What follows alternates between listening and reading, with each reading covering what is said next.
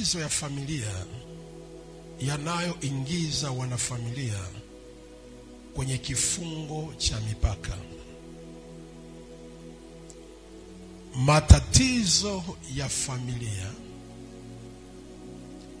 yanayoingiza wanafamilia kwenye kifungo cha mipaka. Andika vizuri sana kwa utulivu. Watu wa Mungu, tusiposhughulikia matatizo ya familia yetu, unaweza ukaishi maisha ya majuto na maisha ya masikitiko hata kama upo kwenye nafasi ya kufanikiwa au katika nafasi ya kufaulu. Matatizo mengi ambayo yanatatiza watu wengi, chanzo chake ni ndani ya familia. Tunaweza kutafuta mchawi wa nje, tukatafuta ni nani chanzo na sababu. Cha ajabu, usipojua ya kwamba mengi yanayotutesa, mengi yanayotuharibu, mengi yanayotusibu, mengi yanayofanya hata tukate tamaa na tushindwe hata kama tuna nafasi ya kushinda, ni matatizo ambayo yameanza kwenye familia na huwa yanamuingiza mtu kwenye kifungo cha mipaka. Usiposhughulikia matatizo ya familia yenu au familia yako, ukweli usiopingika, unaweza ishi maisha ya mateso kana kwamba haujazaliwa. Unaweza ukaishi maisha ya mipaka na hadi ukashangaa na ukajuta, kwa nini naishi maisha haya yenye mipaka hivi? Tunapoongelea familia, lazima uwe na ufahamu na maarifa kwa ajili ya familia. Ukitaka uanze kujinasua au kujitoa kwenye matatizo ya familia ambayo inaingiza wanafamilia kwenye mipaka, lazima sana uwe na ufahamu zaidi kwa habari ya familia. Tambua zaidi kwa habari ya familia. Na haya ndio matatizo ambayo mtu yupo kazini lakini anatoka kazini. Mtu yupo kwenye ndoa lakini anatamani aache ndoa. Mtu yupo kwenye biashara lakini afurahii biashara. Unajiuliza sababu ni nini? Chanzo kikubwa ni matatizo ya familia. Watu wa Mungu, haijalishi wewe ni mchungaji, haijalishi wewe ni nabii, haijalishi wewe ni nani, ukiwa unasumbuliwa na usiposhughulikia matatizo ya familia yenu, utapata shida sana katika hatua, kwa sababu tu ya haya matatizo huwa yana nguvu sana kwa mtu kuliko matatizo mengine yote yale. Matatizo haya yalimfanya mtumishi wa Mungu mkubwa sana na aliyeweza kuongea na Mungu na kuona mgongo wa Mungu ambaye ni Musa, yalimpa mipaka na kuweza kuingia Kanaani. Natamani utaponielewa vizuri, maana naweka msingi, nitafundisha kwa undani sana na nitafundisha kwa upana ili unielewe. Kabla tujaanza kushughulikia matatizo, natamani nifundishe sana ili uweze kunielewa. Musa alikuwa ni nabii mkubwa sana, mwenye nguvu sana, mwenye uwezo sana, lakini matatizo ya familia yalimpa mpaka, na ahadi ya Mungu kwa Musa ilikuwa ni kuona Kanaani, lakini Musa hakuingia Kanaani. Sababu kubwa ilikuwa ni matatizo ya familia. Kwa hiyo unapoanza kushughulikia matatizo ya familia, lazima utambue na ujue. Usipojua utaishi nayo, na jambo lolote usipolishughulikia aliwezi kukuacha. Usipolishughulikia aliwezi kuondoka. Litadumu na wewe mpaka kufa kwako, kwa sababu au kuamua kulishughulikia.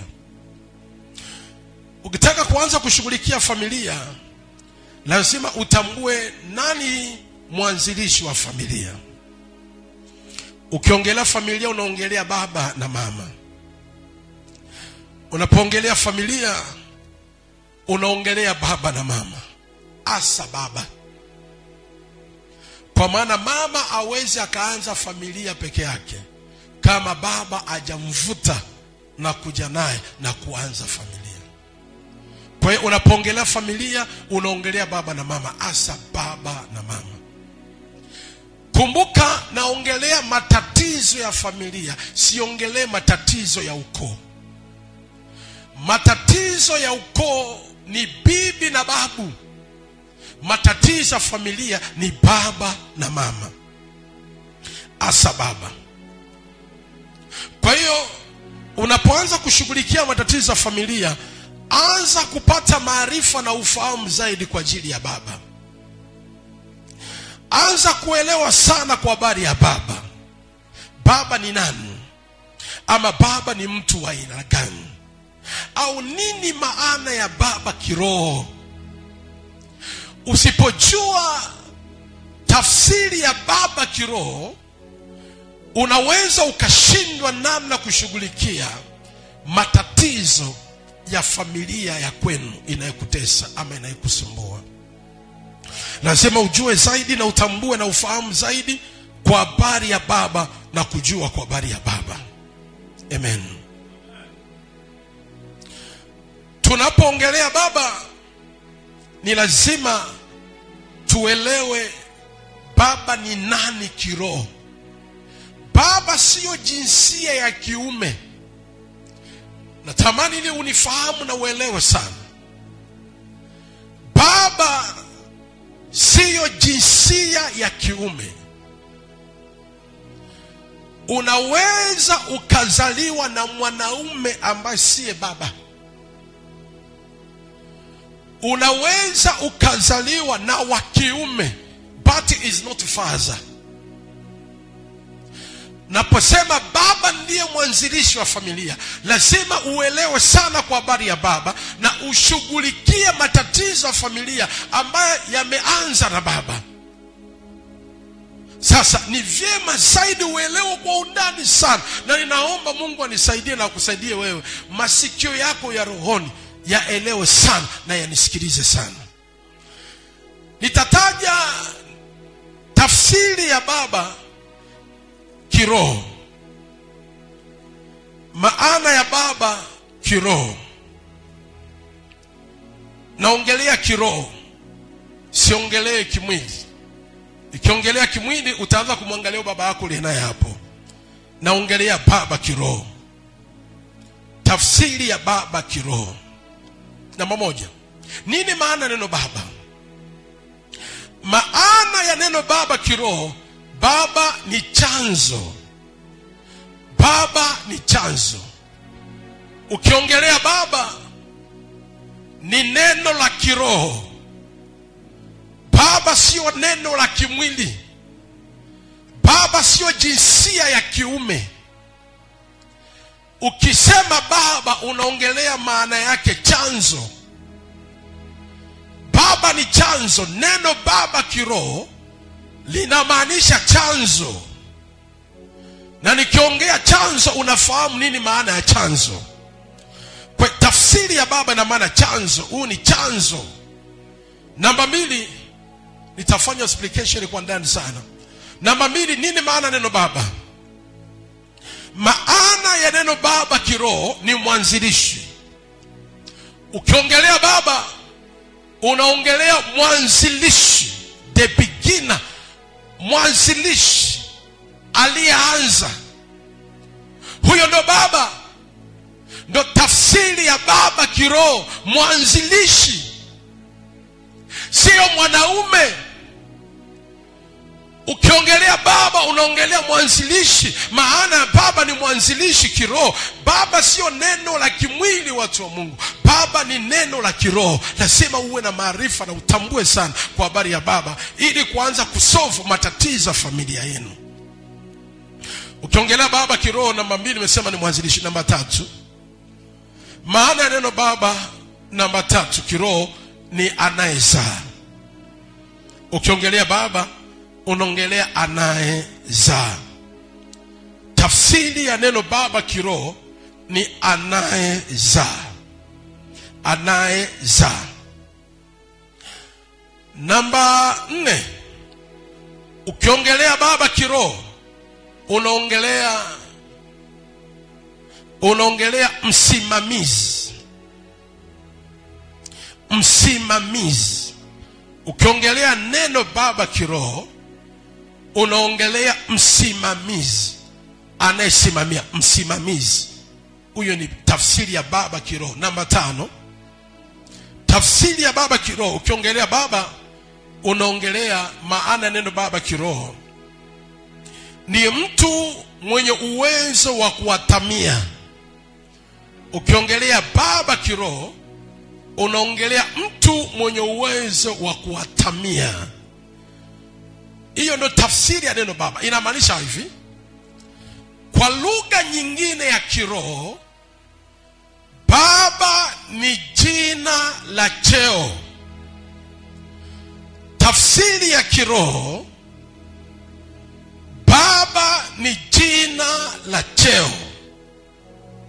Na ukiongelea cheo unaongelea nafasi ambayo anaweza akapewa mtu yoyote akawa na nafasi hiyo ama cheo hicho cha kuitwa baba ama cha ubaba. Na mwenye cheo namba 1 cha baba ni Mungu. Kwa nini Mungu anaitwa baba? Mungu anaitwa baba si kwa sababu yeye ni mwanaume. Mungu hana jinsia. Nisikilizeni, Mungu hana jinsia. Mungu anaitwa baba kwa sababu ni chanzo cha uhai wetu, ni chanzo cha uzima wetu, ni chanzo cha maisha yetu. Ndio maana anaitwa baba, si kwa ajili ya jinsia. Anaitwa baba kwa sababu ndio chanzo cha uhai, ndio chanzo cha uzima wetu, ni chanzo cha maisha yangu. Ndio maana namuita Mungu baba, na maana Mungu chanzo. Lile neno baba, ile cheo cha baba ambacho nampa Mungu, na maanisha kiroho ni chanzo. Inamaanisha kwamba nikisema baba naongea chanzo, naongea mwanzilishi wa kila kitu hapa duniani, naongea anayezaa, aliyetusababisha tuwepo hapa duniani, naongea msimamizi, anayesimamia maisha yetu kuwepo hapa, naongea anayetamia, mwenye uwezo wa kuwatamia. Mungu anatuwatamia, tuwe navyo tusiwe navyo, anatuwatamia mpaka kusudi letu litimie. Ina maana ndiye maana anaitwa baba, si kwa ajili ya jinsia. Ni cheo cha baba kwa sababu ni chanzo. Inamaanisha kwamba baba ni kama cheo, kinaweza kwenda kwa mtu yoyote. Hata kama ni mtoto wa miaka 25 anaweza kabeba cheo cha ubaba. Kama ni chanzo, kama ni mwanzilishi, kama ni msimamizi, anaweza kaitwa nini? Baba. Sijasikia makofi ya wananielewa hapa. Sema tena amen. Anaweza baba, ina maana hata mwanamke anaweza kaitwa baba. Naomba uelewe kiroho sana. Una maana baba, hata mwanamke ana cheo cha ubaba. Ni nini? Ni chanzo, ni mwanzilishi, ni msimamizi, anayetamia. Tutajua sasa ni chanzo cha nini, ni msimamizi wa nini, ni mwanzilishi wa nini. Lakini maana ya neno baba, chanzo. Halo? Sio jinsia, ni swala kiroho. Tukitaka tuanze kutatua matatizo ya familia, lazima tujue maana ya baba. Alafu tutajua baba yako wewe alikuwa ni chanzo cha nini? Chanzo cha kuleta mema ndani ama chanzo cha kuleta mabaya ndani?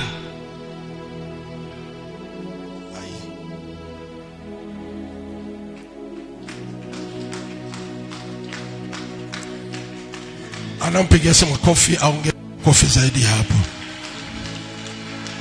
Ongeza makofi tena zaidi hapo. Hapo ndipo tutaanza kushughulika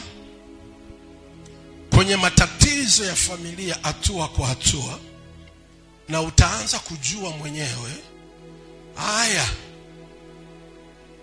kazalishwa na baba yupi? Cheo cha baba hichi cha mwanamke mama, cheo cha baba hichi kimeanzishwa na fulani. Nitafundisha vizuri na utanielewa, na omba Mungu. Tunayo neema. Unajua mababu zetu au wa Agano la Kale walifungwa sana kwenye matatizo ya familia, na hawakuweza kuyaondoa kwa sababu neema ya Kristo ilikuwa haijakuwepo. Sema amen. Ile damu ya Yesu ilikuwa ipo, na ndio maana sisi tunayo neema ya damu ya Yesu. Lazima tutambue ili tuweze kutoka.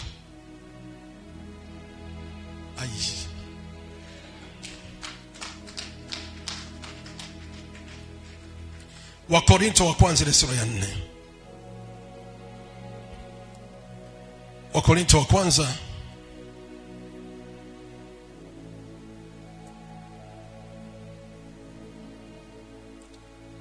Wakorintho wa kwanza ile sura ya 4 na ule mstari wa 15. Biblia imeandikwa, kwa kuwa ijapokuwa mna walimu 10,000 katika Kristo, walakini hamna baba wengi. Maana mimi ndimi niliyewazaa katika Kristo kwa njia ya Injili. Ijapokuwa mnao walimu wengi, lakini hamna wa baba wengi. Ni mimi Paulo ndiye niliyewazaa kwa njia ajilishi kwenu. Mimi ndo chanzo kwenu cha kuzaa mbegu ya uinjili kwenu. Mimi ndiye baba niliyewazaa. Baba, mimi ndo mwanzilishi. Tunaita Mwalimu Julius Kambarage Nyerere ni baba wa taifa. Kwa nini baba? Ni mwanzilishi, ni chanzo cha uhuru wa Tanzania. Ni mwanzilishi, ni chanzo. Mimi ndo chanzo cha uhuru. Kwa hiyo naitwa baba, si kwamba nimewazaa. Naitwa baba kwa sababu mimi ni chanzo. Mimi ni mwanzilishi. Nelson Mandela, baba wa taifa South Africa, si kwamba nimewazaa wa South Africa wote, ila nimezaa uhuru. Ni chanzo, ni mwanzilishi wa uhuru South Africa. Mimi ni chanzo. Nikasema baba Moses Kurora ni chanzo, ni mwanzilishi wa imani ya EAGT. Ni chanzo, ni mwanzilishi. That why is a father. Ni baba. Haleluya. Sema amen. Nikisema Nabii Morris Ernest ni baba mwanzilishi wa huduma ya Divine Network Ministry International. Yaani wewe hauna haja kuniita mtumishi. Ni baba, maana ni chanzo. Hata kama umekuja leo, mimi ni baba, ni chanzo, ni mwanzilishi. Nani anampigia simu makofi hapa? Nani anasema yeye kubwa? Tunaanza kuona sifa ya baba ni nani? Sauti. Twende. Chanzo, mwanzilishi, aliyezaa, aliyetamia, mwenye uwezo wa kuatamia, kusimamia. Huyo ndiye baba, sio mwanaume.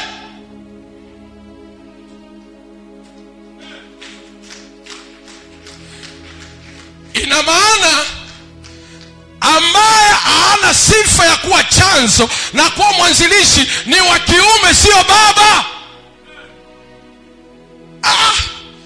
Nani anaelewa? Sema amen hapa.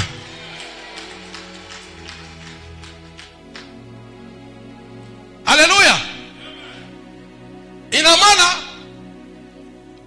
ni chao, na ndio maana nimesema Mungu ndiye mwanzilishi wa kuitwa baba. Hebu nifungulie Waefeso. Fungua Waefeso. Msikilize vizuri hapa. Naweka msingi mkubwa, maana kuna mlipuko wa ufungulivu wa maisha ya mtu. Naweka msingi maana kuna mlipuko wa maisha yetu. Waefeso ile sura ya 3 na ule mstari wa 14. Biblia inasema hivi. Waefeso 3:14. Kwa hiyo nampigia Baba magoti, ambaye kwa jina lake ubaba wote wa mbinguni na wa duniani unaitwa.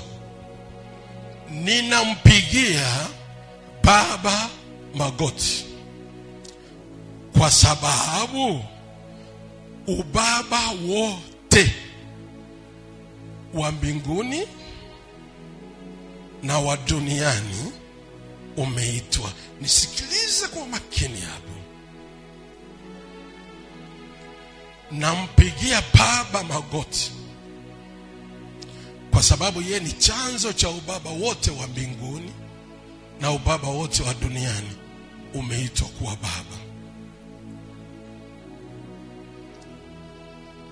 Baba wa mbinguni ni ile roho ya Baba Mungu aliye hai inaachiliwa ndani ya mtu, anakuwa na roho ya baba ndani ya kuwa chanzo cha kuzalisha yaliyo mema ndani, kwa sababu ndani yake kuna roho ya baba kutoka mbinguni iko kwako. Follow me well. Ubaba wa duniani ni baba shetani. Shetani ni baba. Yeye ni baba. Chanzo cha nini? Tutaangalia. Nisikilize, niangalie vizuri.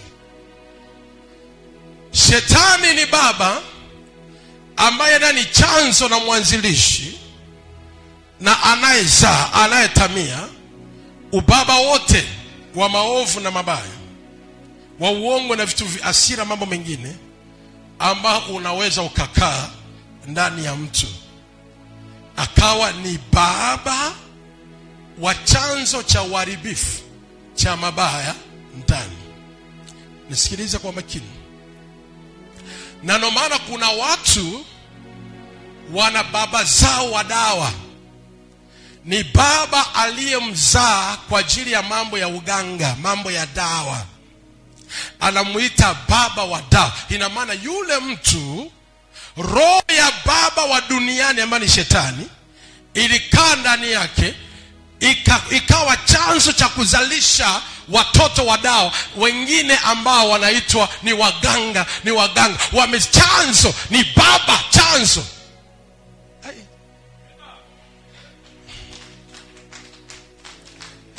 Hivi nafundisha watu. Hebu sema, nipigie mkono. Nisikilize na kuelekea. Ukifungua Yohana, hebu fungua Yohana, tutarudi hapa. Fungua Yohana. Tumuone ubaba wa duniani. Tumuone ubaba wa duniani. Tumuone baba wa duniani. Funua Yohana. Mimi nasema naweka msingi, maana somo hili ni pana na litahitaji deliverance ya nguvu sana. Naweka msingi. Yohana ile sura ya 8.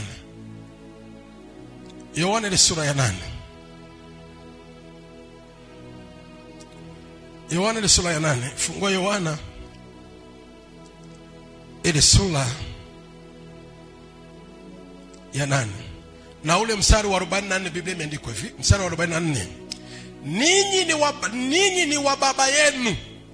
Ninyi ni wa baba yenu Ibilisi, na tamaa za baba yenu ndio mpendazo kuzitenda. Yeye alikuwa muuaji tangu mwanzo, wala akusimama katika kweli, kwa kuwa amna hiyo kweli ndani yake, asemapo uongo usema yaliyo yake mwenyewe, kwa sababu yeye ni muongo na baba wa uo. Ninyi ni wa baba yenu Ibilisi. Shetani ni baba. Ni baba. Tukisema ni baba, ni mwanzilishi, ni chanzo cha uongo, cha uovu, cha uharibifu, cha mafarakano, cha mapigano. Ni baba. Sasa nisikilize vizuri. Nimesema baba ni cheo. Usipokuwa makini kuelewa, cheo cha ubaba kinaweza kunyofolewa cha ubaba wa mbinguni. Kikanyofolewa cheo. Njoo hapa nihubiri na wewe mwanangu. Natamani watu wanielewe. Wewe uliishi vizuri, cheo cha ubaba wa mbinguni kilishuka kikakaa ndani yako. Kilivyokaa ndani yako, ukawa chanzo cha furaha katika familia. Yaani wewe unapenda watoto. Yaani wewe unaanzisha miradi mizuri kwa watoto, kwa familia. Yaani wewe unaongea vizuri na mke na familia. Yaani wewe unaanzisha ujenzi, unafanya chochote. Yaani kwa nini? Roho wa baba kutoka mbinguni chanzo chake ni mema na matendo makuu na vitu vya maana vinavyoeleweka, ambavyo vimeshuka ndani yako vikakaa kwako, ukaanzisha kwenye familia. Sijui umejisahau wapi, sijui ulianguka wapi, sijui ilikuwaje ile roho ya baba ikatoka. Ilivyotoka, baba wa duniani Shetani akaingia, akawa chanzo. Unachukia watoto ghafla, haupendi familia, unaamadi familia, unaenda aurudi, yaani unakuwa yaani hamna. Hii chanzo ni nini? Kumbuka zamani ulikuwaje, sasa hivi unashusha pale. Na sijui naongea na nani hapa.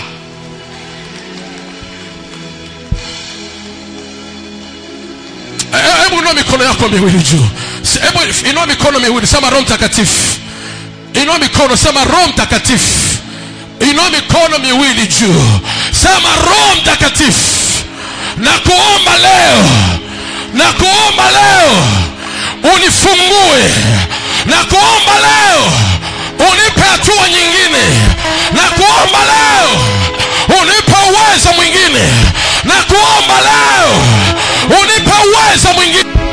Sema, ewe Shetani uliyeniwekea ubaba wako ndani yangu, sema toka leo, toka leo, toka leo. Sema toka leo. Say fire.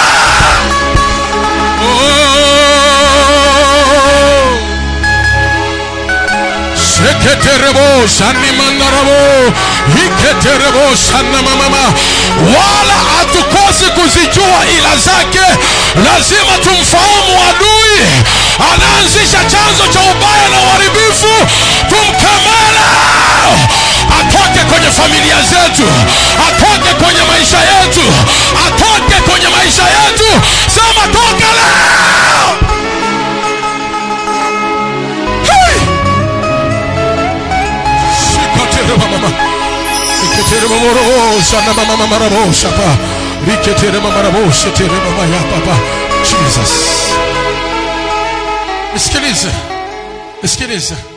Nisikilize. Wakati baba wa mbinguni, Waefeso anatuambia hivyo, yeye ni chanzo cha wababa wote mbinguni na duniani. Roho ya baba wa mbinguni ilipokuwa kwako, ulikuwa na uwezo wa kuatamia. Hata mtu akikukosea mara 3 unaatamia. Hata watoto wakikukosea unaweza kuatamia, unawatunza watoto wako, wanakaa sawa. Yaani hata baba akikukosea, mume wako akikukosea, unaweza kumwatamia. Yaani unasimama. Mke wake ukosea, unasimama. Yaani unakuwa ni baba chanzo ama una uwezo wa kuatamia. Watoto wako unawaatamia hata kama hawana akili. Shuleni wanafanya vibaya lakini hauna shida nao. Unasimama, wewe ni chanzo. Kama baba ambao umebeba ile roho ya cheo cha kutoka mbinguni, ulikuwa na mipango mikubwa na zabuti sana kwa ajili ya familia. Ukikaa, ama sijui cheo kilikuwa cha kwa mwanamke ama kwa mwanaume, cheo cha ubaba, ulikuwa ukikaa mnapanga mipango, tuanze ujenzi, mnapanga mipango tofauti fulani. Baba wa mbinguni ulikuwa ni chanzo cha mema. Adui aliona ukashindwa kuelewa, akanyofua kile cheo ndani yako cha ubaba, akakuingizia adui cheo cha baba wa duniani. Angalia sasa leo hii ukifika nyumbani, matusi kwa watoto mpaka watoto wanashinda kuelewa baba anakuaje leo.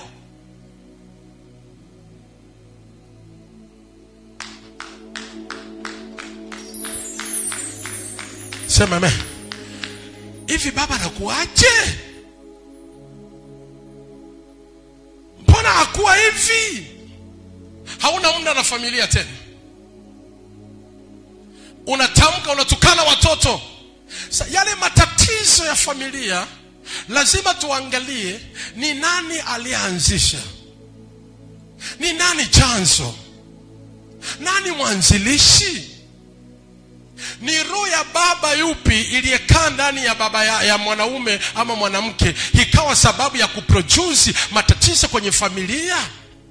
Natamani kuuliza swali, unavyovipitia wewe unaona vimetoka kwa nani? Jinsia la kiume ama ya kike? Hali yako ulionayo unahisi ni wapi? Matatizo ya mipaka ya familia ambayo tutazitaja kama tunapoanza kunani, lazima uangalie, ila baba hakuwa na roho.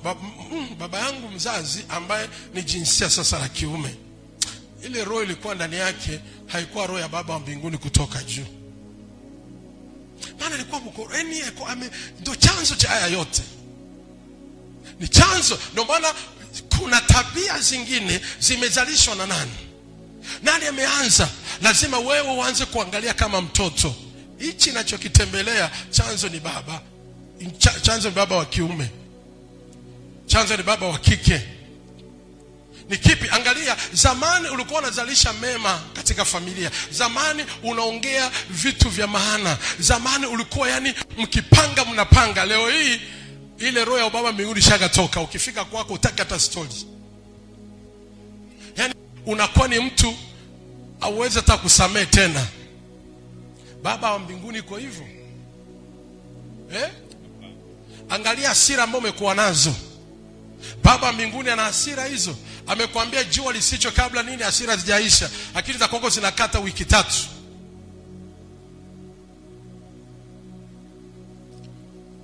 Ni roho ya baba yupi inakaa ndani yako? Na ndio maana tunapoanza kutengeneza lazima uangalie. Sisi watu tunaangalia. Ukiangalia unajua hii sio.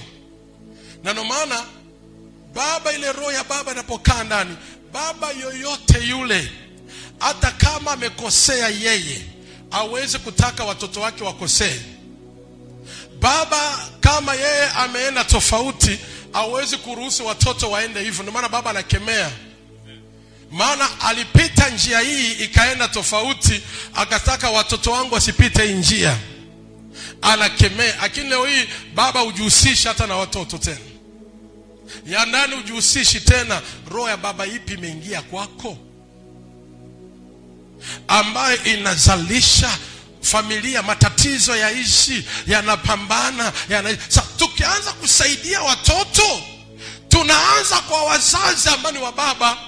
Na atukuze Mungu endapo kama baba yako yuko hai ama mama yuko hai, ama sisi ni wazazi na watoto wetu. Lazima tujue hichi kitu chanzo ni mimi, chanzo ni huyu. Lazima ninayo mamlaka kama baba ya kukemea. Na wale ambao baba yako mzazi hayupo, atukuze Mungu, baba wa kiroho yupo, anayo mamlaka hiyo ya kukemea. Ya kuondoa. Sasa kabla ya yote angalia imetoka wapi? Wewe ambaye ni baba, angalia roho ya baba yupi na kuendesha leo. Hauijali familia tena. Ile mipango yako ulikuwa nayo hauna. Unakuwa mtu wa hasira ghafla. Unachukia mtoto akikusogelea, hauna story tena na mtoto, mpaka watoto adui wanaharibika, ile hali inashuka, maana unazalisha watoto wanaharibika, mambo yanaharibika. Auoni, maana unaona kawaida, haujajua mpaka imeasiri watoto. Na ndio maana matatizo ambayo wazazi hawakuyashughulikia ndio matatizo yanayotutesa si watoto leo. Narudia, matatizo ambayo wazazi wetu hawakuyashughulikia kwa sababu ya kujua ama kutokujua ama kupuuzia ama kutokuelewa, ndio matatizo yanayotutesa leo. Naomba nikwambie, achana kwanza na mchawi. Mchawi anapenya hapa. Ndio magumu yanayotutesa leo.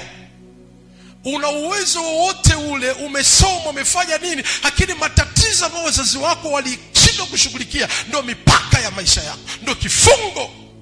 Datiwai kumsaidia mtu sio rahisi. Matatizo familia imesha msonga. It's not easy. Tabia alizonazo sio za nchi hii. Yaani kiburi chake, hasira zake ndio hasira. Sasa chanzo ni nini? Familia. Wewe utaenda kwao, unamchua babake, unajua mwanzilishi wake. Na ndio maana kama wewe ni mtoto, lazima ujue hii chanzo chake alikuwa ni baba mwenye jinsia ya kike ama baba jinsia ya kiume. Nitaanza kuivunja, maana tunaye damu ya Yesu. Makosa ya Musa aliishi nayo, hakutaka kuvunja. Na Musa, he was a big man of God, yani big prophet, mtumishi mkubwa sana, lakini alikuwa na kifungo cha familia cha hasira. Ogopa hasira. Na hiyo ilimfanya Mungu amwambia utaenda Kanaani, hautaingia. Si kwamba ni nini, ni asili ya familia, akuishughulikia. Usiposhughulikia matatizo ya familia, yatakutesa wewe, na kama una watoto yatatembea kwa uzao wako. Na watoto, tena watoto ambao wapendagi hata kuja makanisani sasa hivi. Mtoto yumo ndani haokoki, asimame aombi. Unakuta mtoto umemsomesha mpaka mavio, lakini kupata kazi ni mpaka.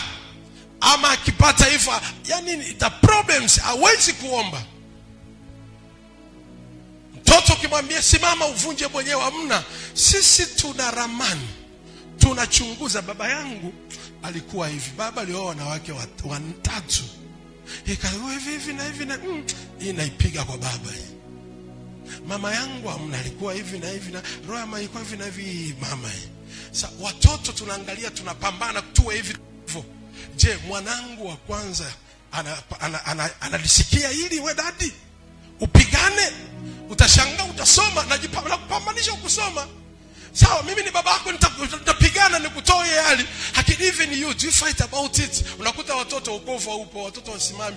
Mtoto umemsaidia shule, lakini kuolewa issue, koa issue, we baba kushughulikia. Tunataka Mungu tulie naye. Unajua wababa wale wa Agano la Kale, Yesu Kristo hakuwa naye. Na ndio maana wokovu ni neema kubwa ya Mungu kwetu, kushughulikia haya matatizo kwa damu ya Yesu. Amen.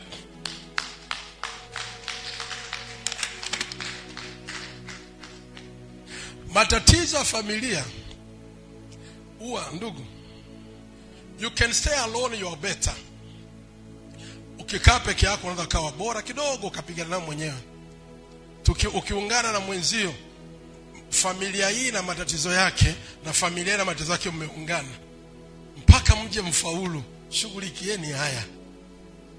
Mnaweza mkaishi kwenye upangaji mpaka kufa. Mnaweza mkaishi katika ziki mpaka maiti yenu. Shughulikieni haya. Na ndio maana tunapoanza kufundisha hili somo, naelewa vita vya adui, lakini tukisimama kwa uaminifu, we did it. Sema amen.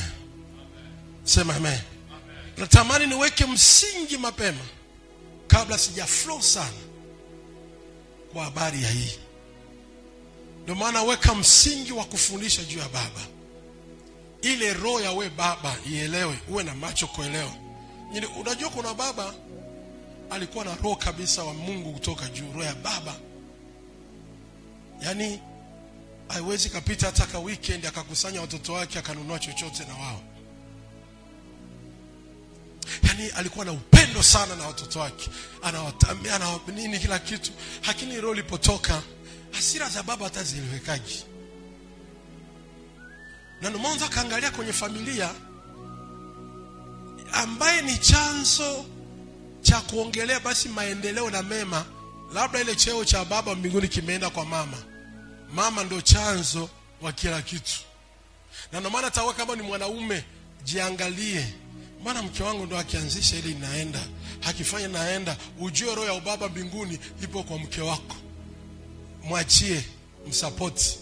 Wewe omba pia ikae. Hamjanielewa?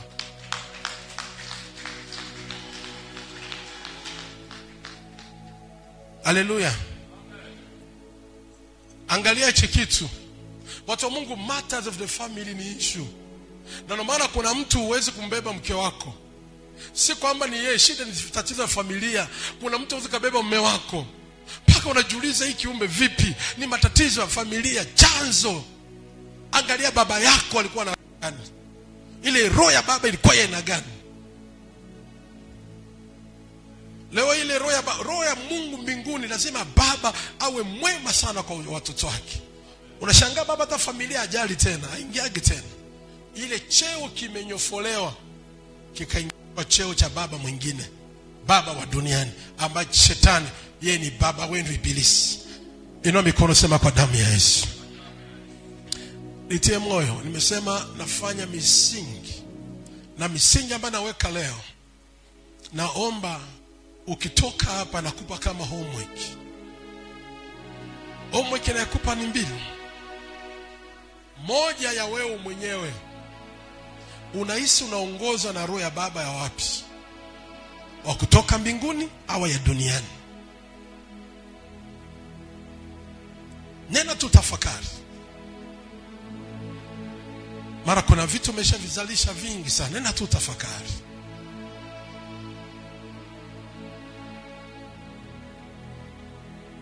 Baba wa wapi?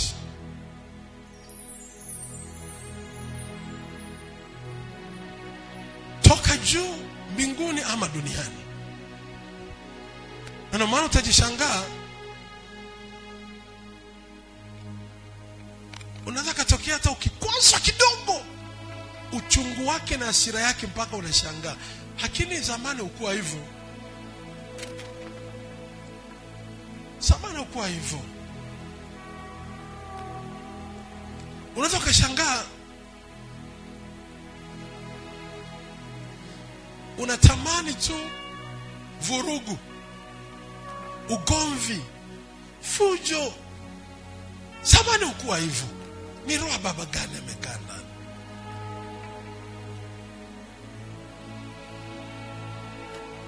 Ule upendo wa familia yako umeshatoka. Au usamini watoto, usamini mume wako, usamini mke wako. Ni roho ya baba gani imekaa ndani inayokutesa?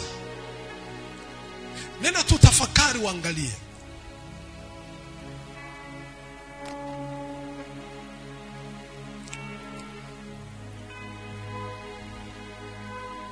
Baba wa uasi, mwanzilishi wa uasi. Anono utaanzisha uongo, utaanzisha uanzilishi uongo, maneno, mwanzilishi. Baba nani chanzo for this? Baba aliyezai. Neno tafakari we mwenyewe. Alafu pili, angalia kwa baba yako kuna nini? Kwa mama yako kuna nini? Baba alikuwa na roho ya baba Mungu wa mbinguni ama wapi? Na ndio maana kuna watu mama yake mzazi ndo alikuwa chanzo cha kumpeleka kanisani. Sikilize. Ndo alimwambia mwanangu tende kanisani, okoka. Mama yako alikuwa na roho ya baba wa mbinguni. Akaona aache chanzo kwanza, atamie awe mwanzilishi wa uzao wake waokoke, akakupeleka kanisani. Kuna wamama wengine ama baba wengine, mama yake ndo chanzo kupeleka mganga wa kienyeji. Chala ulizonazo ni mama yako ndo alikupeleka huko. Kumjua mganga ni mama yako, inamaanisha ya kwamba chanzo mwanzilishi wa wewe uganga ni mama, ndo baba ndo chanzo. Angalia hicho kitu. Anza kufight leo ili tusaidie kizazi tukiwa hai. Hatutaki mateso ambayo tumeyapitia sisi uzao wetu upitie. Hatutaki ile mipaka uliowekewa wewe. Nitaifundisha hii mipaka. Umesoma milia moja ninaijua. Hii mipaka nitaifundisha nafikiri wiki inayokuja. Familia fulani kwa Dar es Salaam. Wale watoto ni watu wa Moshi lakini wameishi Dar es Salaam. Ni weupe sana, utafikiria wazungu.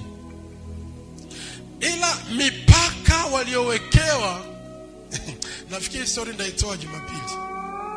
Watoto wamesoma hadi Uingereza. Mama anakuja kushtuka, muda umeenda na wameokoka. Anaokoka, anaanza kusimamisha uzao wake kwa kuomba, kufunga. Mimi mwenyewe walinilipia nauli ya ndege kutoka Mwanza kwenda Dar ili nikomboe familia. Familia kina mama Angela. Wakanilipia kwenda Dar ili nikomboe familia.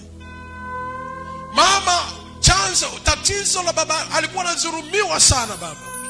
Paka baba amekufa kwa kudhulumiwa tu. Yule mama akasimama kupambana juu ya familia yake. Alisimama kupambana sana. Ndo angalau vijana wawili waliosoma Uingereza, maana walirudi Tanzania hawana kazi, hawana chochote, hata kuoe kawa shida. Uingereza umesoma, connection tu ya Uingereza. Halafu watu wa Mungu, ogopa the matter of the family. Matatizo ya familia inafanya mtoto adharau elimu yake. Mzazi asipoishughulikia ni hatari.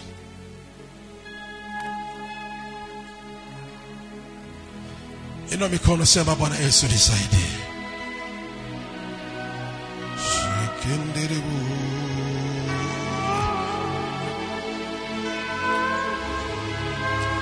manderebu. Naweka msingi mkubwa. Nataka neema ya Mungu itufungue. Ile roho ya baba itokae duniani itoke kwetu. Matatizo ya familia ambayo yametesa maisha yetu. Na hii ndio iko shida kubwa leo kwenye makanisa. Shida kwenye familia, shida kwenye mataasisi. Mwenzio jinsi alivyo huwezi kumsaidia. Chanzo ni familia yao. Mandirebo. Inua mikono yako, sema Bwana Yesu nisaidie leo. Makandirebo. Mandirebo.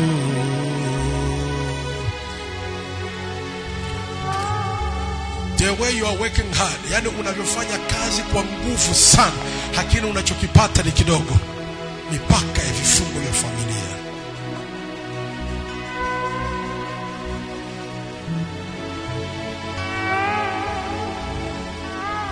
Shikenderebo.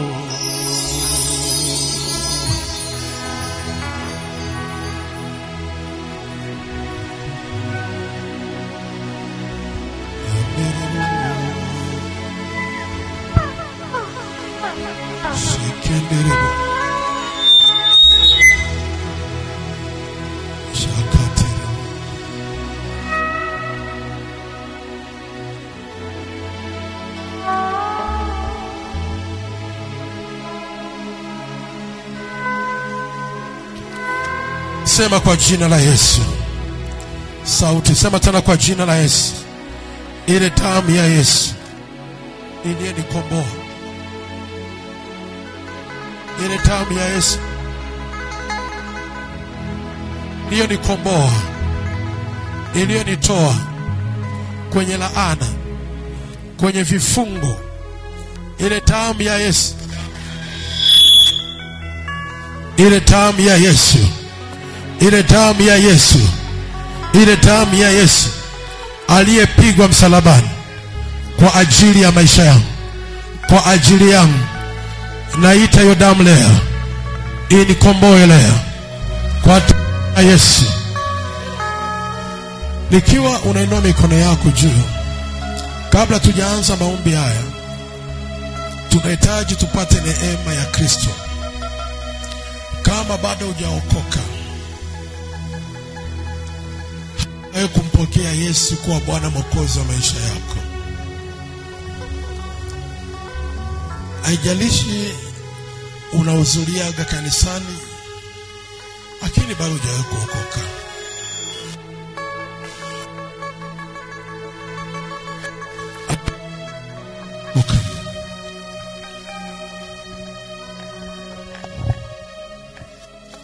Nataka kabla tujaingia kwenye maombi, nataka tu nikuongoze sala ya toba. Umpokee Yesu, maana ni neema ya Kristo tu ndio inatusaidia kupambana na hii shida na haya matatizo. Wokovu sio dini.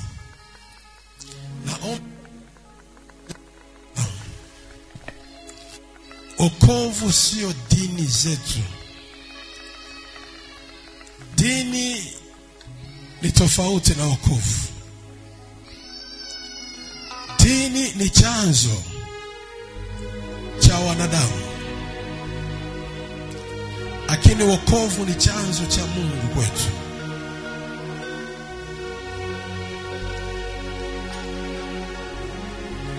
Kama uko hapo hujawahi kumpokea Yesu, naomba pita mbele. Haujawahi kabisa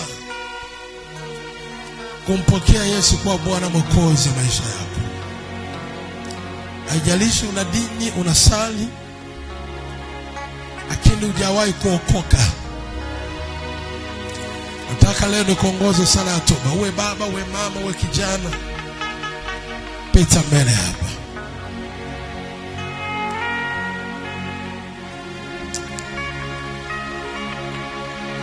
Narudia tena,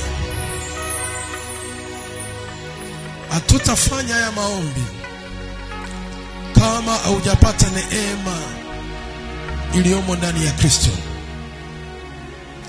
Maana damu yake ndio msaada wetu. Damu yake ndio mlinzi na ndio kila kitu kwetu.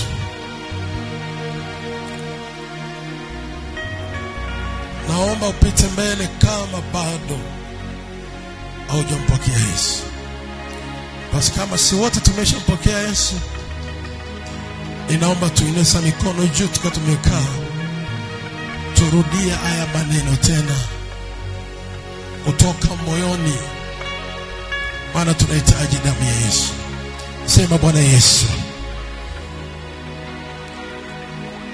niko mbele zako leo. Sema, Bwana Yesu, niko mbele zako leo. Mimi ni mwenye dhambi. Ninajua ya kwamba siwezi kujisamehe mwenyewe. Nimekuwa mwenye dhambi. Toka kuzaliwa. Na nimetenda dhambi. Naomba unisamehe dhambi zangu zote na makosa yangu na uovu. Futa jina langu kwenye kitabu cha hukumu. Andika jina langu kwenye kitabu cha uzima. Nimekukimbilia wewe leo. Uwe Bwana na Mwokozi wa maisha yangu. Kwa maana imeandikwa, mtu akiwa ndani yako amekuwa kiumbe kipya. Ya kale yamekwisha, tazama amekuwa mapya. Na mimi leo hii Na mimi leo hii nimekuwa kiumbe kipya. nimekuwa kiumbe kipya. Damu ya Yesu Damu ya Yesu inisafishe leo. inisafishe leo. Damu ya Yesu Damu ya Yesu inikomboe leo. nikomboe leo. Damu ya Yesu Damu ya Yesu inioshe leo. nioshe leo. Leo Nikomboe leo. initoe leo Nitoe leo kwenye matatizo kwenye matatizo ya familia yangu. ya familia yangu. Ile roho Ile roho ya mipaka na mipaka ya matatizo ya matatizo ya familia, ya familia, hasira hasira ambayo ni chanzo ambayo ni chanzo cha familia yangu, cha familia yangu, iniachie, iniachie, iniachie, iniachie. iniachie. Ile roho Ile roho ya kutokuolewa ya kutokuolewa ambayo ni mipaka ambayo ni mipaka ya familia, ya familia, iniachie, iniachie, iniachie, iniachie iniachie kwa damu ya Yesu, kwa damu ya Yesu, kwa damu ya Yesu. kwa damu ya Yesu. Kila matatizo Kila matatizo ya familia yangu ya familia yangu ninayoirisi, nayoirithi, niliyoirisi niliyoirithi kutoka kwa wazazi wangu, kutoka kwa wazazi wangu, leo hii, leo hii, leo hii, leo hii, leo hii leo hii najivua, najivua, najivua, najivua, najivua, najivua, najivua, najivua, najitoa, najitoa, najitoa, najitoa, najitoa, najitoa, najitoa, najitoa ya matatizo haya. matatizo haya. Sema najitoa, Najitoa, najitoa, najitoa kwenye matatizo ya familia iliyonitafuna, iliyonitesa kwa muda mrefu, iliyonitafuna, iliyonitesa kwa muda mrefu. Leo hii, hey! Naomba kiasi tunapoenda kuomba ya maombi. Yes. Sema kwa jina la Yesu. kwa jina la Yesu, Kwa jina la Yesu. kwa jina la Yesu. Kila kifungo Kila kifungo kinachonifunga kinachonifunga ambacho chanzo chake ambacho chanzo chake ni matatizo matatizo ya familia ya yangu, familia yangu, inanikatalia nao nikatalia nisijenge nyumba, jenge nyumba, nisiolewe, nisiolewe, nisioe, nisioe, nisizae, nisizae, nisifanikiwe, nisifanikiwe, nisipige hatua, nisipige hatua, nisiendelee, nisiendelee, niwe wa kurudi nyuma, kurudi nyuma, wa kukata tamaa, kukata tamaa, hasira hasira zisizoisha, zisizoisha, kiburi kiburi kisichotoka. kisichotoka. Bwana Yesu, Bwana Yesu, kwa neema yako neema yako na msaada wako, msaada wako, naomba leo, naomba leo unitoe kwenye ile shida ya familia yangu, unitoe leo. Hey! Sheterabo shanama, sheterabo shapa. Be serious. Uwe serious. Pambane na uzao wako utoe. Be serious. Jehova, usikubali kufa mapema. Usikubali kufa kabla hujajenga. Usikubali kufa kabla hujaona utukufu wa Mungu. Lile kusudi la Mungu aliliweka ndani yako. Matatizo ya familia. Daudi akasema, mama yangu amenizaa tiani, baba yangu amenizaa tiani. Kama misingi ikiharibika, mwenye yake atafanya nini? Usikubali ukatembea na zile shida. Usikubali. Hey!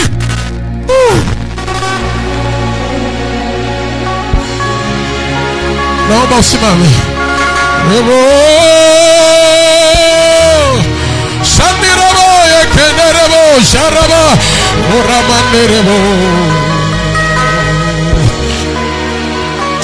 Kuna mengine unajitahidi kushinda, unashindwa kwa nguvu zako, uwezi. Chanzo ni familia yako, imezalishwa na mzazi wako. Hiyo ndio maana wewe mwenyewe huwezi kushinda, imezalishwa na wazazi wako. Lazima leo ufunge ile hali, ufunge ile hali ili Bwana ukafanya upenyo juu ya maisha yako. Mandirabo, tunayo damu ya Yesu. Wanangu, naomba uombe kutoka nafsini mwako. Mungu aliye hai atatuinua leo. Jesus. Mani manero, ikarabo sanarabo.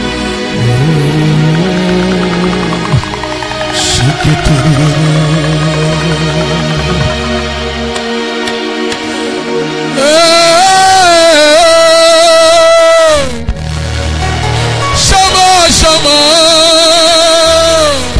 manirabo shakaterabo mani manirabo.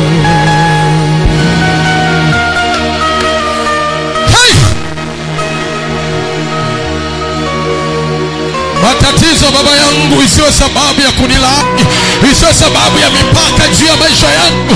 Vile vifungo vya familia yetu isiwe sababu ya mipaka kwako, isiwe sababu ya mipaka juu yako.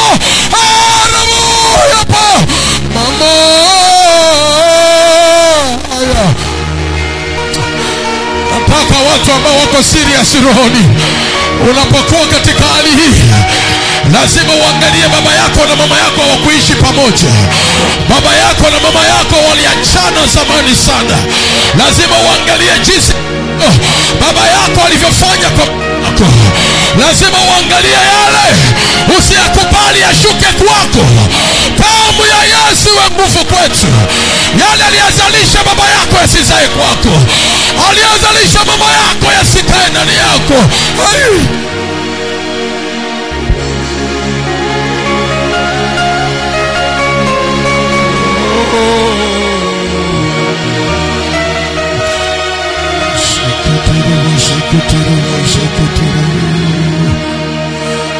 Watoto tumeziwili, sisi wenyewe tuna makuu ya kufanya. Daudi akasema msingi ukiharibika mwenye haki atafanya nini? Tuna haki ya kufanikiwa, tuna haki ya kufanya makubwa, lakini misingi ya wazazi imeharibika. Misingi ya wazazi na tukatalia. Lazima lao shandirabo sheketerabo mandirabo shandirabo. Aya.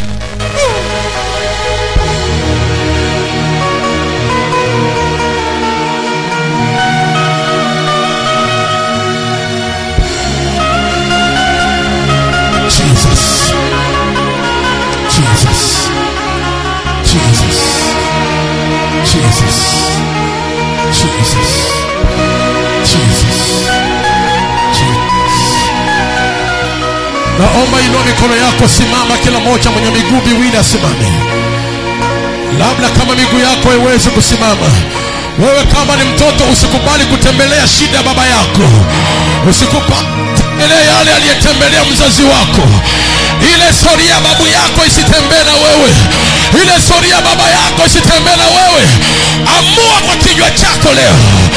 Amua kwa kinywa chako leo. Ile storia ya mama yako siende na wewe. Ile storia ya baba yako siende na wewe. Amua leo kinywa chako.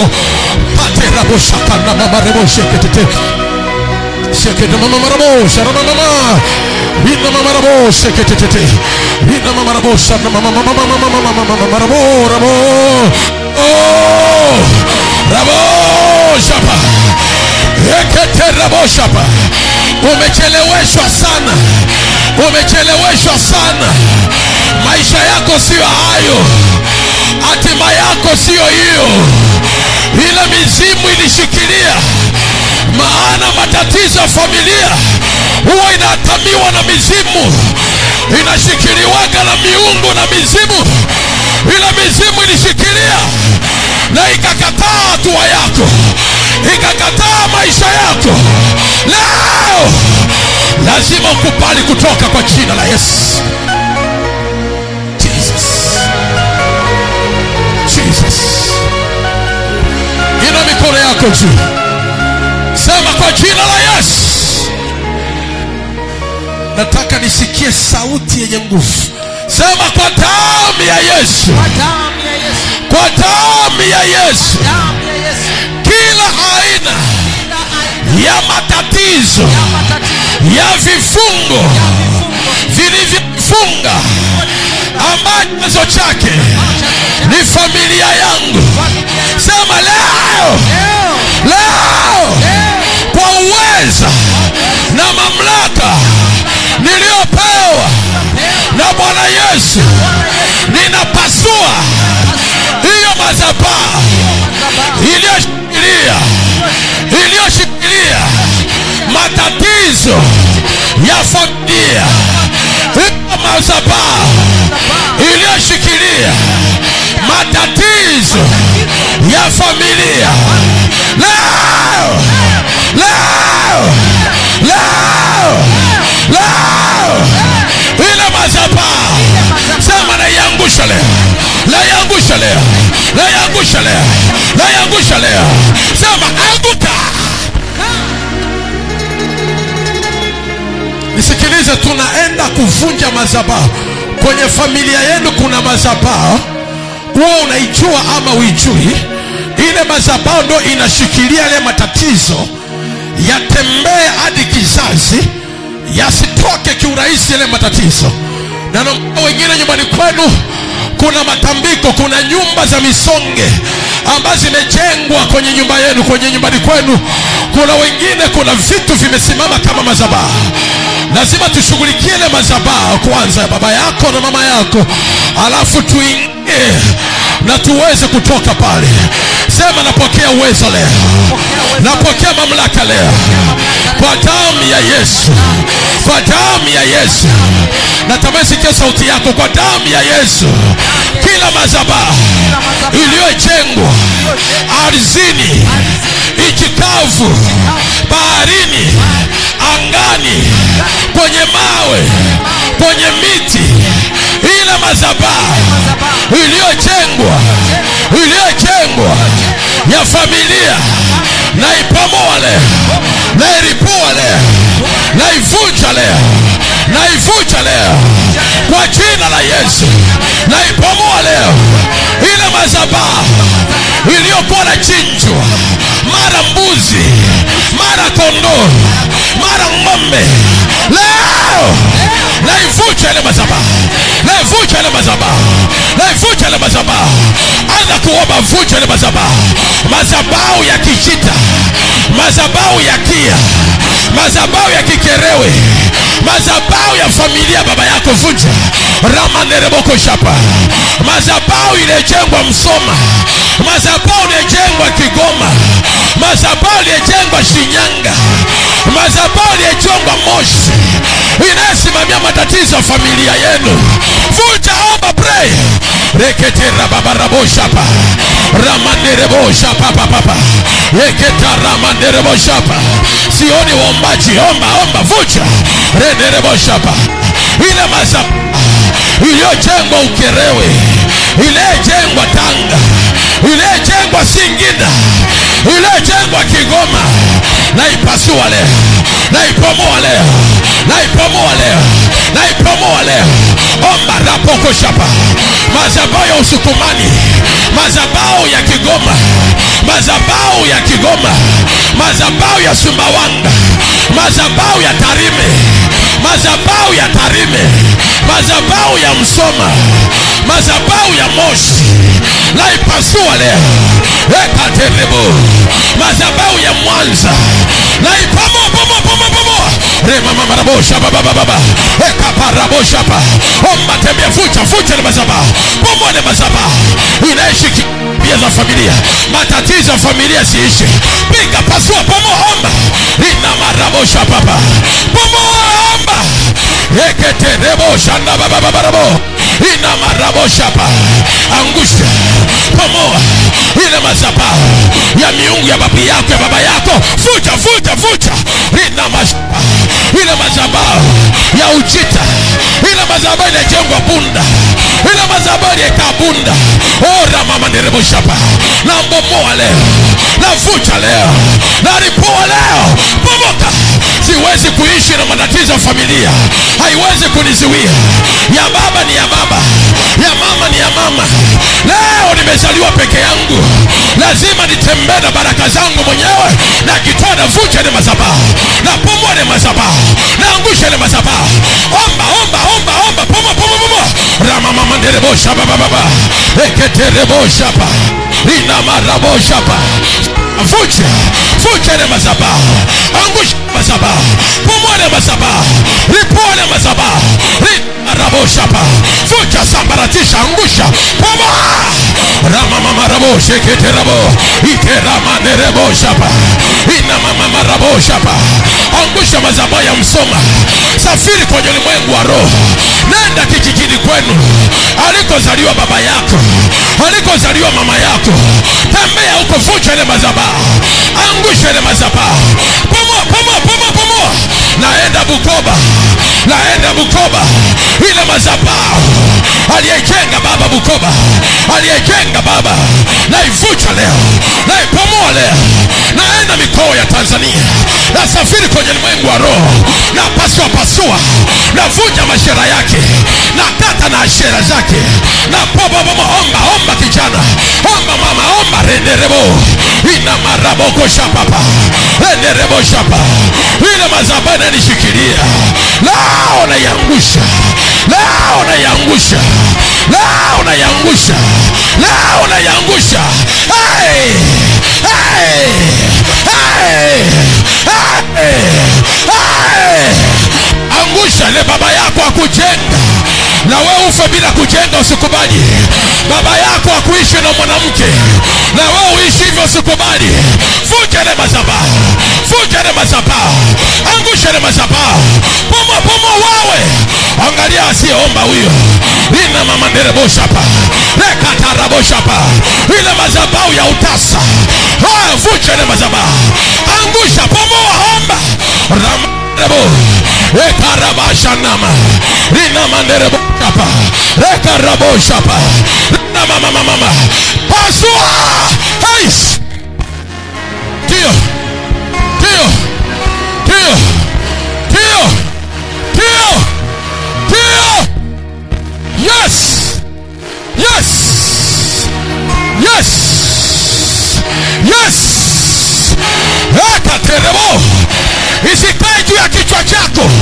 Yale matatizo ya baba yako yasiwe juu yako, matatizo mama yako yasiwe juu yako. Nani anayeomba?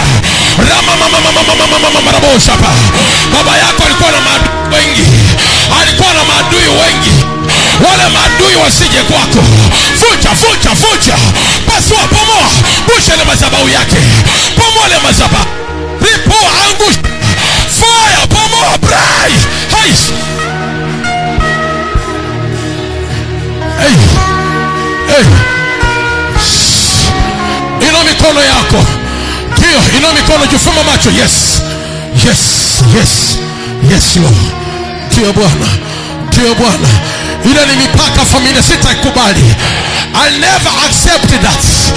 Nataka mtu asikubali mipaka familia yao. Ay, shaka papa. Yes.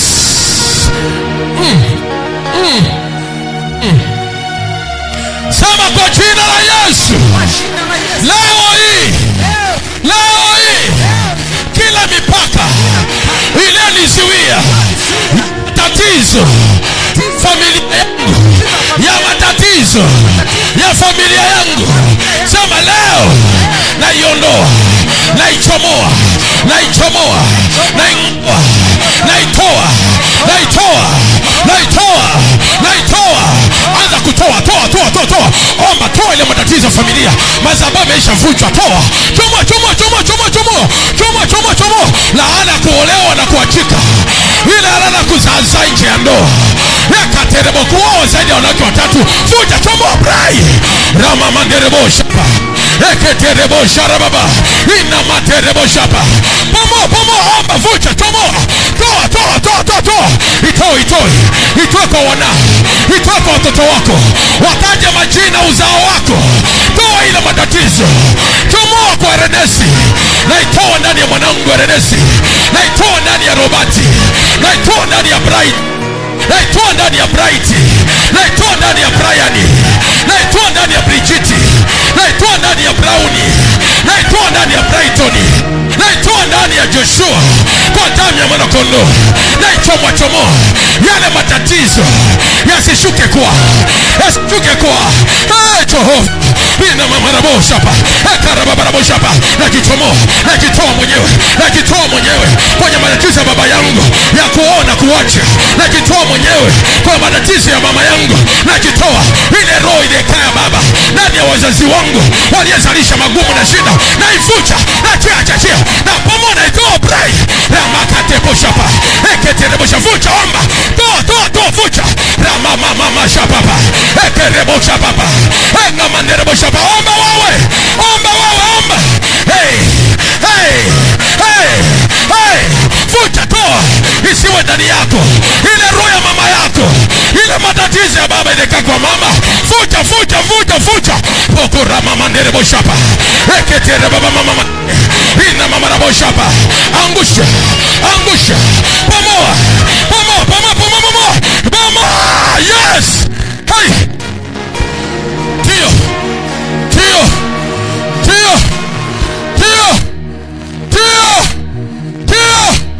Naona waombaji hapa, naona mtu anafunguliwa hapa, hautaachika kama mama yako, hautatembea na ile magonjwa ya baba yako, hautatembea na ile magonjwa ya asili ya mama yako. Jitoe leo. Naona mwanamke hapa anatoka, naona mama anatoka, naona mwanaume anatoka. Ina materebo shapa eketere baba ina materebo shapa. Hey pray ina mashapa. Vucha omba.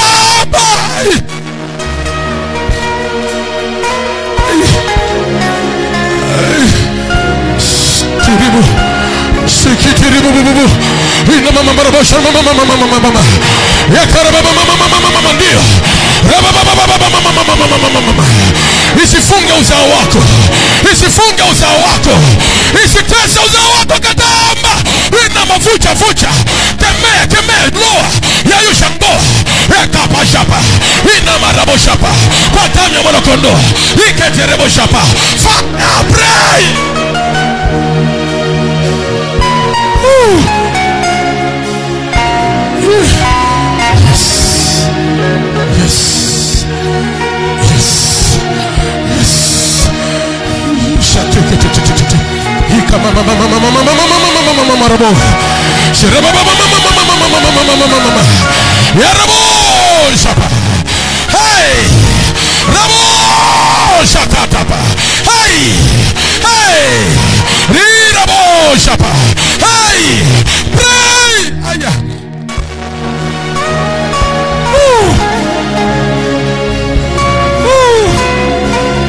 Jesus.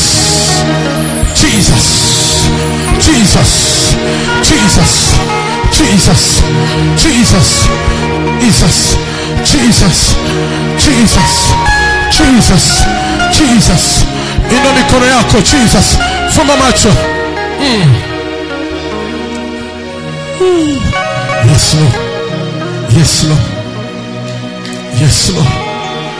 Yes Lord. Sharabo. Jesus.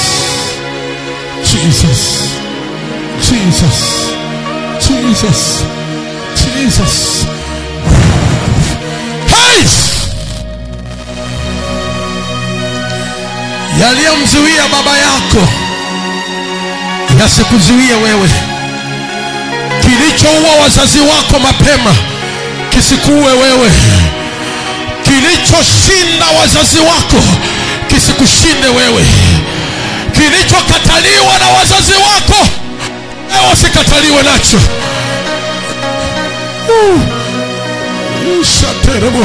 Naona ukombozi umeshuka ndani ya mtu.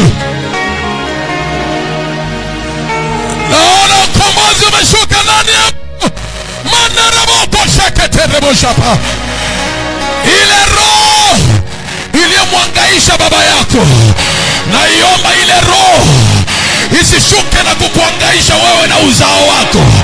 Imeandikwa tukifungacho mbingu duniani na mbinguni kimefungwa. Tunayo mamlaka, kwa maana mauti na uzima huwa katika uwezo wa ulimi. Bwana ametupa mamlaka. Kilichomkataa baba yako kisikukatae wewe. Kilichomshinda mzazi wako kisikushinde wewe. Yale mateso na magumu yaliyopitia wazazi, wewe usiyapitie leo. Kama baba wa kiroho, ninafunga hiyo roho, nazuia mipaka, hiyo roho isitembee na wewe. Yale magonjwa ya pressure, yale magonjwa ya sukari, magonjwa ya figo yaliyetesa wazazi wako, yasitembee kwako. Shapa ramandarabo yakatara mama yapa ina mandarabo koshata baba. Mungu anaishi, Mungu anaishi, Mungu anaishi. Mzazi wako akujenga, ile roho itatembea na wewe. Mzazi wako alioa na wake zaidi ya 3, ile roho itakuja kwako. Mungu anaishi nao.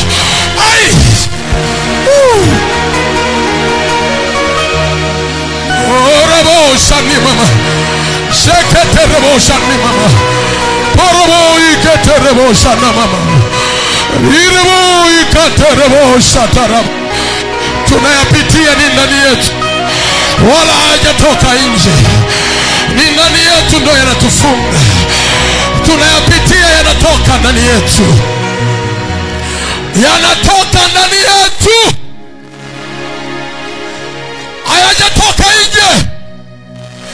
Ndo yanayotutafuna, ndo yanayetesa nafsi zetu, ndo yanayetuwekea mipaka. Tuna sifa zote, tuna sifa zote, lakini asili ya ndani inazuia. Asili ya ndani inakataa. Watoto wasiolewe, watoto wasizae, watoto wasifanikiwe, watoto wawe watoto ombaomba, wengine wawe walevi mpaka wafie kwenye ulevi. Ichanzo imetoka ndani yetu. Mungu unaishi. Damu ya Yesu iliyomwagika msalabani kwa ajili yetu, damu ya Yesu iliyoteswa kwa ajili yetu, na wewe umetufunua macho leo tuweze kuyazuia mapema, yasitembee hadi kwa vijukuu na vitukuu. Umetuinua leo, umetusimamisha leo ili kuyazuia haya yasiende na uzao wetu.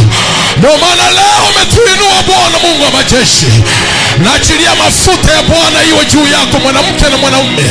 Mungu aliye juu aishushe roho yake ndani yako ili usimamie familia yako na uzao wako, watembee katika njia iliyo sahihi, watembee katika njia iliyo bora. Yaliyekukataa wewe yasiwakatae wao, yaliyekusumbua wewe yasiwasumbue wao, yaliyekuhangaisha wewe yasiwahangaishe wao. Barazi iliyowapata wao isiwapate wao. Ile shida iliyokupata wewe isikupate wewe. Au kuweza kusoma wao wasome. Naomba neema hii Bwana majeshi uiachilie katika anga hii. Shaterama. Mzazi yupi anayesimama kutoka nafsini mwake, anahisi moyo wake kuripuka? Ningeona mzazi mmoja, sijaona connection ya mzazi kuona jinsi ambavyo hii hali anahitaji kuisaidia kwa familia yake, kwa watoto wake, uzao wake. Sijaona mwanamke mmoja akamfuata Yesu akamwambia Yesu, naomba unisaidie binti yangu huyu, kwa maana binti yangu amekuwa na hali ya shida muda mrefu, mapepo yamemtesa na kumsumbua muda mrefu. Yesu akasema, chakula hichi siwezi kuwapa mbwa. Yule mama hakutoka mbele za Bwana Yesu, alisema hata mbwa anastahili kula makombo ya bwana wake. Akashuka hadi chini kwa imani.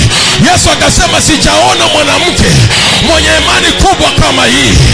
Sijaona. Tamani leo mzazi mwenye imani kubwa, asiyependa uzao wake utembee kwenye shida na tatizo na magumu. Baba, naomba leo uinue upya, uanzishe upya. Inua moyo wa huyu mzazi, inua moyo wa huyu mwanamke, inua moyo wa huyu mwanaume. Ile roho ya ubaba ishuke ndani yake, atamie uzao wake, asiruhusu ukaharibikiwa leo. Jesus, Jesus, Jesus, Jesus.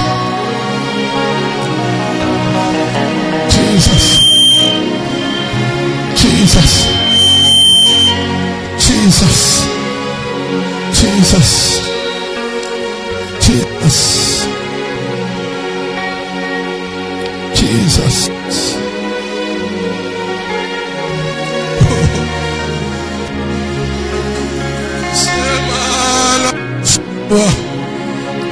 Nikuite hivi leo, nakuita nisikie, siende mbali nami, siniache peke yangu. Mungu wangu niongoze.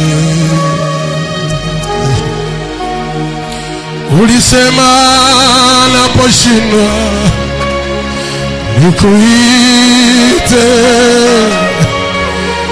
hivi leo nakuita, tusikie,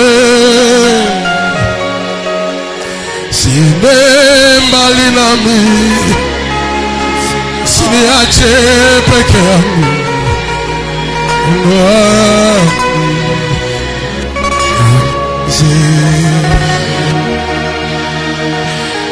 ulisema naposhindwa nikuite, hivi leo nakuita, sikie, siende mbali nami, siniache peke yangu. Shalaraboya katarabo jatara, parabaya katarabo shatarabo yanda. Oh, oh, sharabaya kate. Oh, manaraboya katarabo shatarama. Ay, shakatarabo. Paramamaya Shatabo Shatarababa Hirabo Shama. Ay. Oh Chova Sine mbali nami, siniache peke yangu.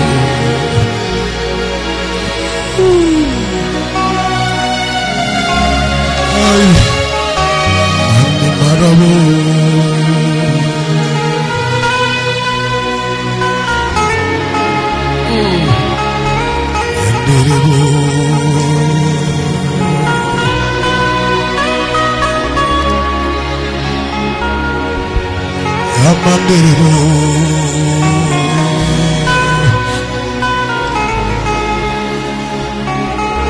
naomba jinsia yote ya kiume, wewe kama ni mwanaume ulioko hapa, kuanzia hata miaka 12 kwenda hadi miaka 100,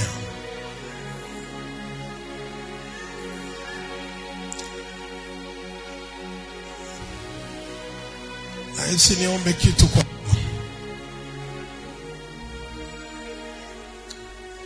naomba upite mbele. Haraka, muda ni mdogo. Fika hapa, inua mikono yako, fuma maji.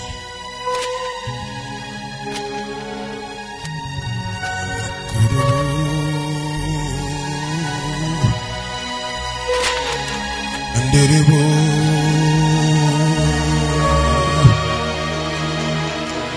Anderebo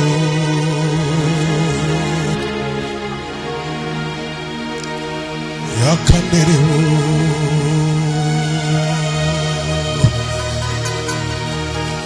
Yekenderebo Anamanderebo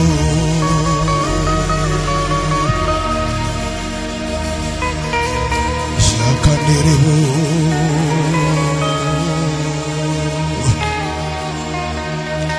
Anamanderebo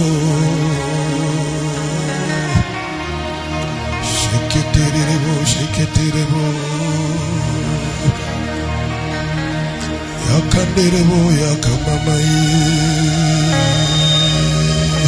Ai.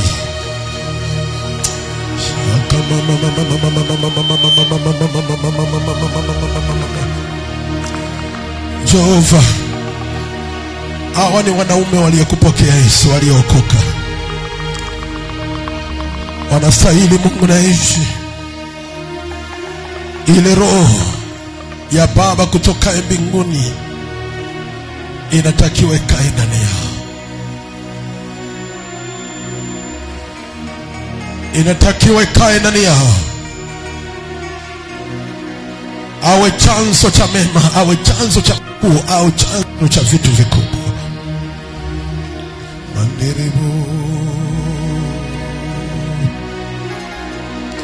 Ikimerebo.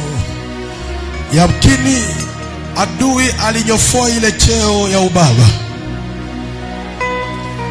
akaitoa ndani yake. Ile nguvu ya uanzishaji kapotea. Kuwa chanzo cha makuu ikapotea. Na kuomba Mungu liye hai, umenipa neema hii na mamlaka hii katika madhabahu hii. Ile nguvu uliyenipa ya kuwa chanzo, cha uanzilisha madhabahu hii,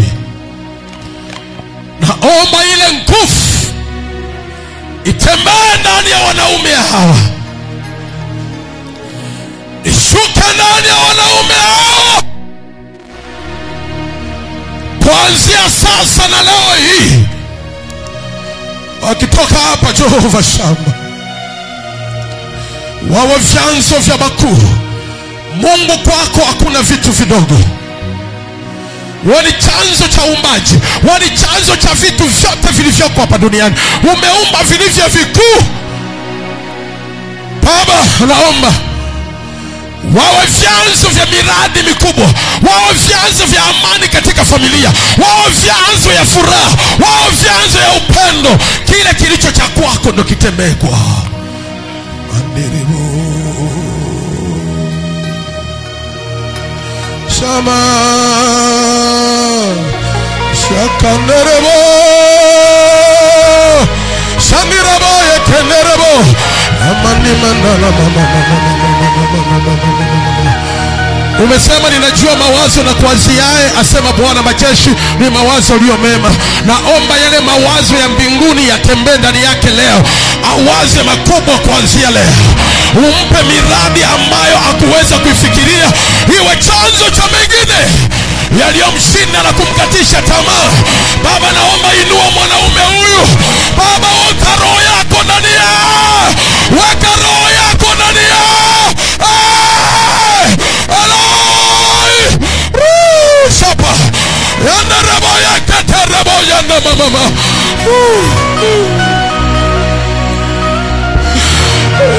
Sharabarabo. Ile hali ya kudharauliwa, ile hali ya kushushwa thamani, ile hali ya kuteseka, wanakuza wanashinda kwa vyanzo vya baraka, vyanzo vya biashara kubwa, vyanzo vya miradi mikubwa. Naomba ile roho, wani mwanzilishi wa Baba, ile roho ya Baba wa mbinguni ishuke ndani ya wanaume hawa, ndani yao leo. Sante kaparabo shapa Jesus.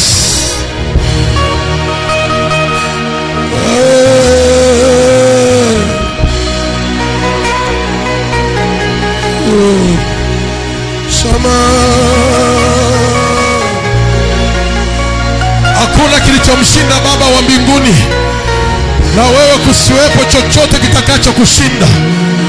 Utakacho kianzisha kistawi, utakacho kianzisha kiendelee, utakacho kianzisha kistawi. Kuwepo na kitakacho kushinda kuanzia leo. Maana Baba wa mbinguni hajashindwa na lolote, na wewe usishindwe kuanzia leo. Anza na uone kaonekano ulichokianza. Anza na ufaulu. Anza na upenye. Ile roho ya Baba wa mbinguni ikakae ndani yako. Ikae ndani yako Jesus. Anza na upenye na ufaulu. Ile roho Baba mbinguni kae ndani yako. Ile roho Baba mbinguni kae ndani yako Jesus. Rama teke teke teke teke. Rebo shatera Baba yapa. Ile roho Baba mbinguni kae ndani yako. Shani rabo kotorobo shana mama. Rekete rebo shata. Rina mate rebo shapapa. Rekete rebo shata. Ite rebo shapa. Ile roho ya Baba mbinguni kakae na wewe. Shande rebo shapa. Utakachokianza kifaulu. Utakachokianza ufaulu. Uwe mwanzilishi. Bwana akufunulia utaanza nini. Yeye akufunulia utakachoanza na kistawi. Shate rama terebo. In the mighty name of Jesus.